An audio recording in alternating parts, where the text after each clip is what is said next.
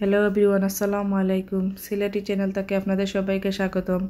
আজ খুবই মজার একটি নাস্তা রেসিপি নিয়ে আপনাদের সাথে শেয়ার করবো। তাহলে দেখি লক্ষ্য আঁকিলে আমি এই রেসিপিটা রেডি করি।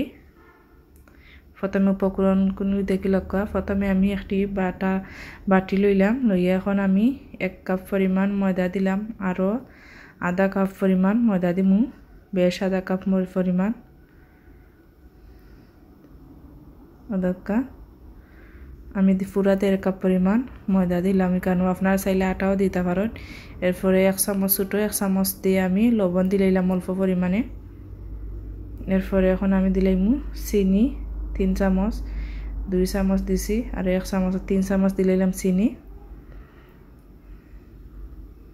এরপরে দিলাম আমি 2টা ডিম, একটা ডিম দিলাম, আরও একটা ডিম দিব আমি। আরও একটা ডিম দিলাম, একটা ডিমের মাঝে 2টা কুসুম, কি ভাগ্য আমার।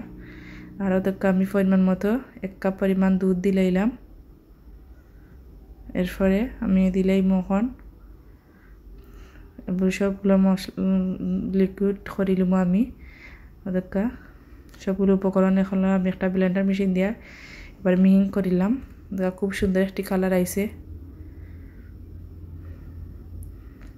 চারিদিকে যাতে না লাগে আমি ঘুরাইয়া মেশিনটা দিয়া সব সাইড ফুসিয়ে আনলাম। সুন্দর করে আমার লিকুইডটা হয়ে গেছে।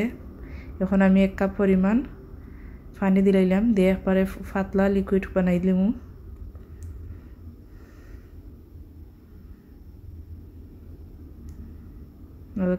আমার লিকুইড রেডি হয়ে গেল। আপনারা খুব সহজে খুবই অল্প টাইমে আপনারা এই রেসিপিটা বানাইতে পারবা। খাইতে যেমন মজা, তেমন দেখতেও সুন্দর এবং পুষ্টিহীনতা খুব বেশি।